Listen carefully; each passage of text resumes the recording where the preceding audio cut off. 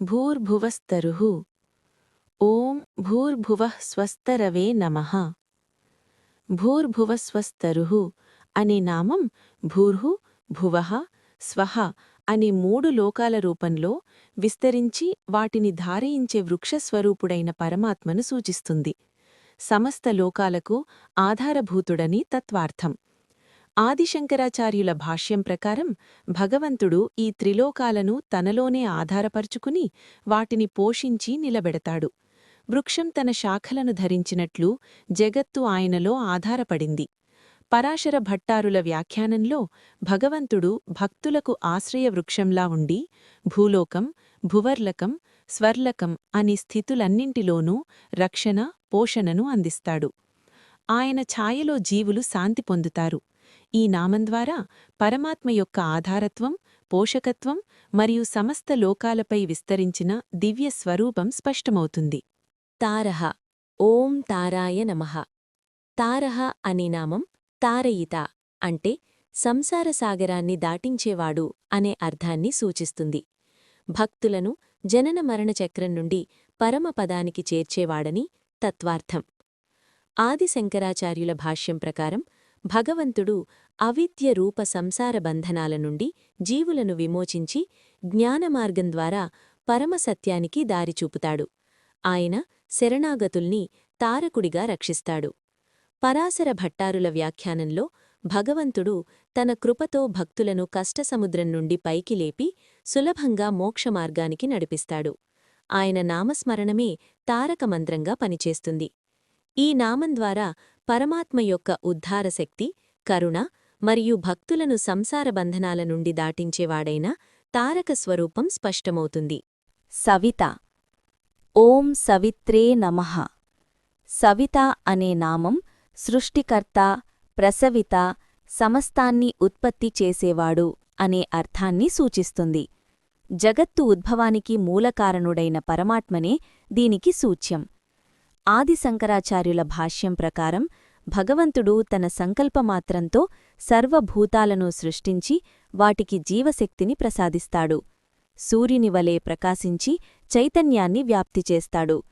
పరాశర భట్టారుల వ్యాఖ్యానంలో భగవంతుడు భక్తులకు జ్ఞానాన్ని, జీవనశక్తిని ప్రసాదించి వారి ఆధ్యాత్మిక వికాసానికి కారణమవుతాడు.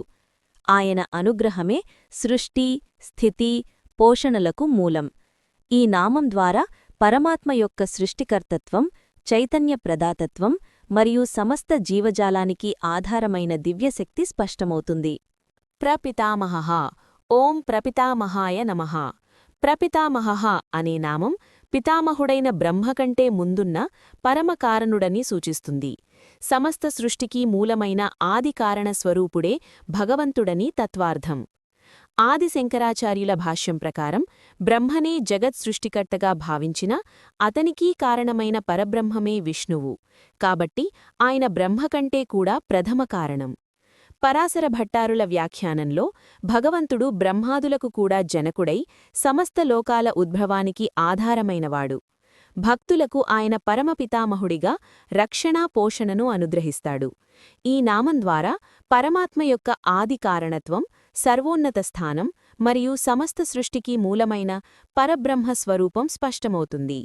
యజ్ఞః ఓం యజ్ఞాయ నమః. యజ్ఞః అనే నామం యజ్ఞస్వరూపుడైన పరమాత్మను సూచిస్తుంది. సమస్త యజ్ఞాల రూపము, ఫలము, అధిష్టానమూ ఆయనేనని తత్వార్థం.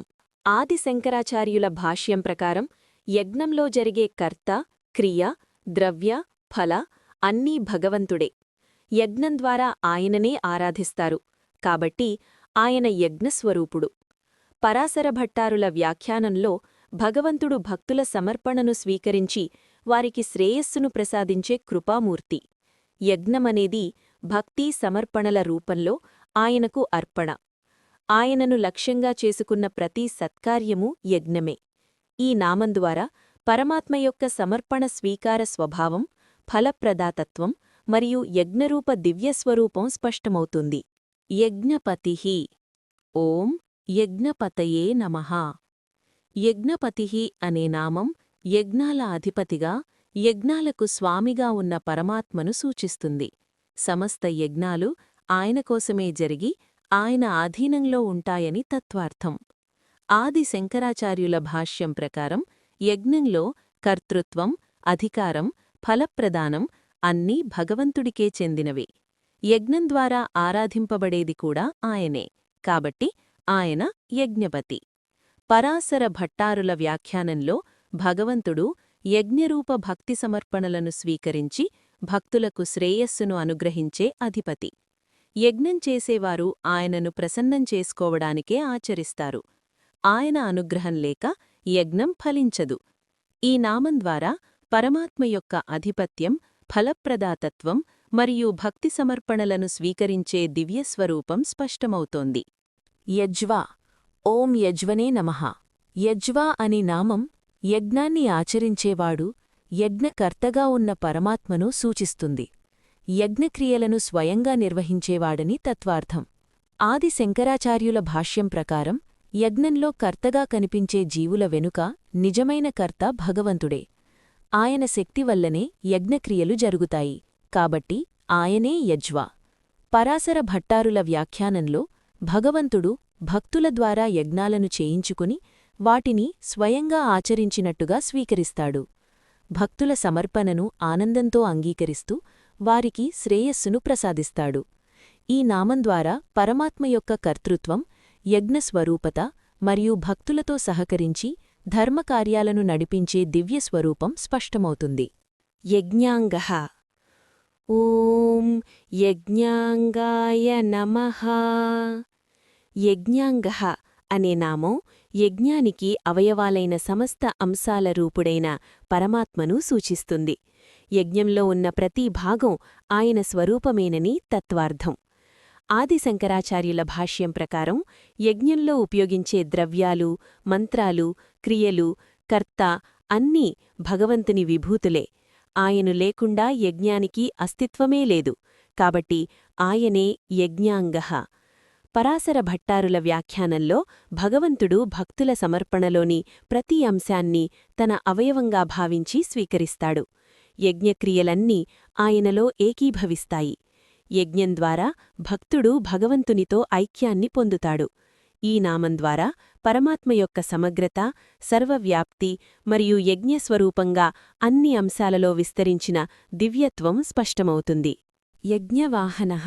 ఓం యజ్ఞవాహనాయ నమః. యజ్ఞవాహనః అనే నామం యజ్ఞఫలాలను భక్తులకు చేరవేసేవాడు, యజ్ఞాన్ని సముచితంగా నడిపించేవాడు అనే అర్థాన్ని సూచిస్తుంది. యజ్ఞక్రియల ఫలప్రాప్తి ఆయన ద్వారానే జరుగుతుందని తత్వార్థం. ఆదిశంకరాచార్యుల భాష్యం ప్రకారం యజ్ఞంలో సమర్పించిన హవిర్భాగాలను దేవతలకు చేరవేసేది భగవంతుడే. ఆయన అంతర్యామిగా యజ్ఞప్రవాహాన్ని నిర్వహించి ఫలాన్ని కర్తకు అందచేస్తాడు. పరాశర భట్టారుల వ్యాఖ్యానంలో భగవంతుడు భక్తుల సమర్పణను స్వీకరించి దాన్ని శ్రేయస్సుగా మారుస్తూ వారికి అనుగ్రహిస్తాడు. యజ్ఞం సక్రమంగా ఫలించడానికి ఆయన కృపే కారణం. ఆయన భక్తుల కర్మలను మోక్షసాధనగా మలచి ఉన్నత గమ్యానికి తీసుకెళతాడు. ఈ నామం ద్వారా పరమాత్మ యొక్క నిర్వహణ శక్తి, ఫలప్రదాతత్వం మరియు భక్తులను శ్రేయోమార్గంలో నడిపించే దివ్యకృప స్పష్టమవుతుంది.